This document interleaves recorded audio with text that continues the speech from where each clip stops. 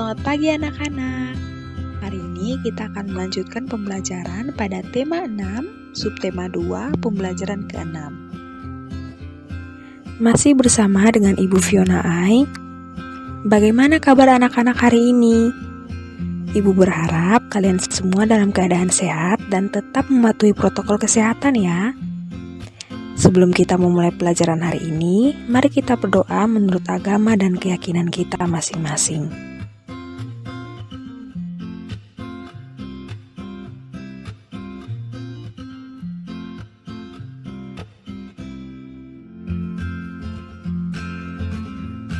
Muatan pembelajarannya yang pertama bahasa Indonesia mengenai pokok pikiran paragraf, yang kedua seni budaya dan prakarya mengenai kreasi pola lantai tari daerah, dan yang ketiga ada pendidikan kewarganegaraan mengenai tanggung jawab siswa sebagai warga masyarakat.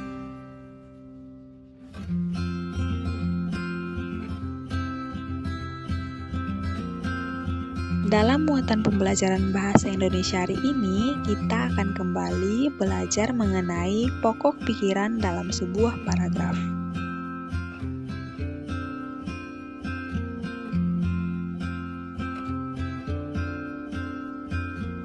Apa itu ide pokok dalam paragraf? Ide pokok atau gagasan utama dalam paragraf adalah topik inti pembahasan dari suatu paragraf. Di samping ide pokok, ada juga kalimat penjelas yang berfungsi untuk menjelaskan gagasan dari ide pokok tersebut. Ide pokok bisa berada di awal maupun di akhir paragraf.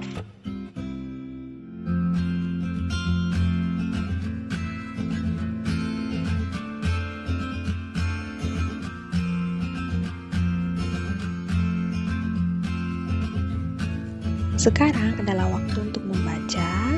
Jadi anak-anak silakan pause atau hentikan video ini dan baca bacaan yang berjudul Mengenal Tari Pendet dari Bali dengan seksama. Kemudian setelah membaca, anak-anak bisa lanjut untuk menonton video pembelajaran ini sampai selesai.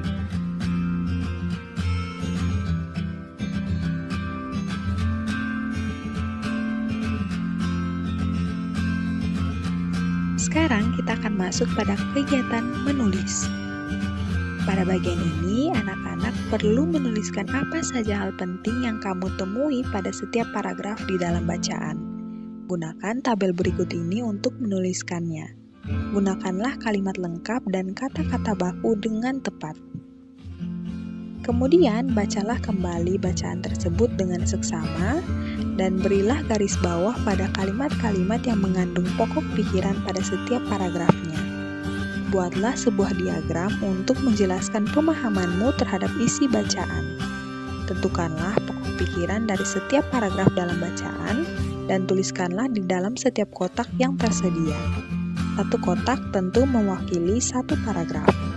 Berilah keterangan penghubung yang menghubungkan pokok pikiran bacaan dengan pokok pikiran di setiap paragrafnya pada titik-titik yang tersedia. Silakan simak kotak-kotak yang ada pada PowerPoint atau video pembelajaran ini.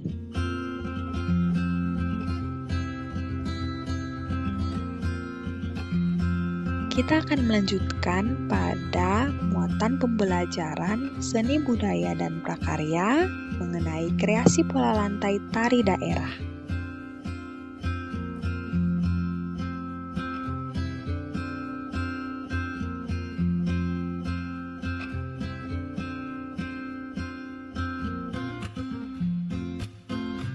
Tarian daerah adalah warisan berharga yang dimiliki setiap daerah. Tarian daerah merupakan hasil cipta karya seni dari suatu budaya.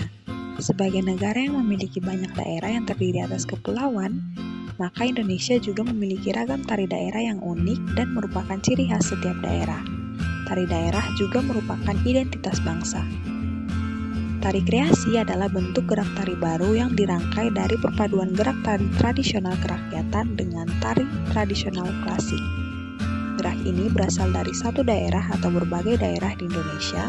Selain itu, bentuk geraknya, irama, rias, dan busananya pun merupakan hasil modifikasi tari tradisi. Pola lantai. Pola lantai merupakan garis yang dilalui penari pada saat melakukan gerak tari.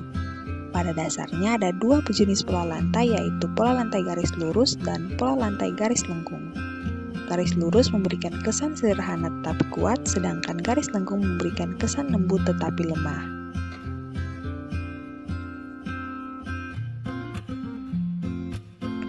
Berikut ini merupakan contoh tarian kreasi daerah. Yang pertama tari pendet, kedua tari bedaya, dan yang ketiga tari saman.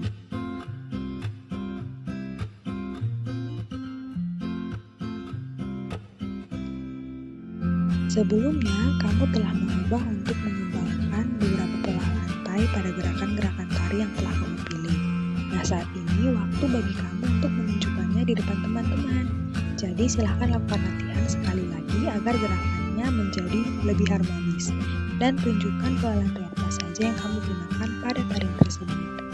Jadi, silahkan peragakan dengan sungguh-sungguh gerakan tarian yang telah kamu pelajari kepada teman-temanmu, dan juga berikan perhatian dan tanggapan kepada teman-temanmu dari kelompok lain, dan juga jangan lupa memberikan apresiasi kepada teman-teman untuk mendukung usaha mereka.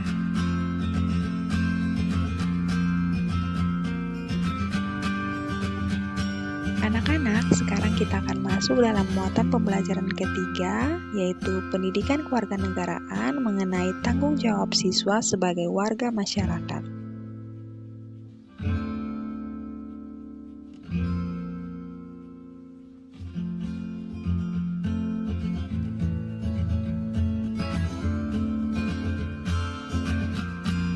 Pada bagian ini, Ibu memberikan 4 contoh tanggung jawab siswa sebagai warga masyarakat. Yang pertama, mengikuti kegiatan kerja bakti. Kedua, saling menghormati. Kemudian yang ketiga, menjaga lingkungan. Dan yang keempat, mengikuti kegiatan siskamling.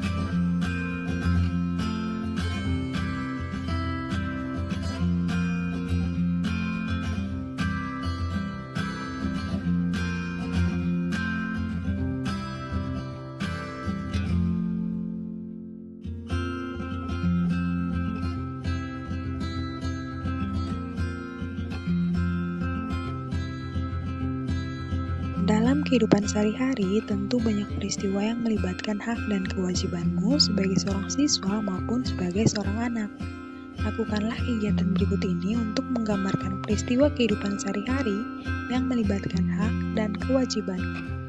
Yang pertama, pikirkanlah sebuah peristiwa yang terjadi pada hari ini atau sehari sebelumnya. Kedua, ingatlah dan catatlah peristiwa yang menurutmu melibatkan hakmu dan kewajibanmu. Ketiga, tuliskanlah hasil identifikasimu ke dalam sebuah tulisan pendek. Jelaskan juga hak dan kewajiban yang terjadi pada peristiwa tersebut.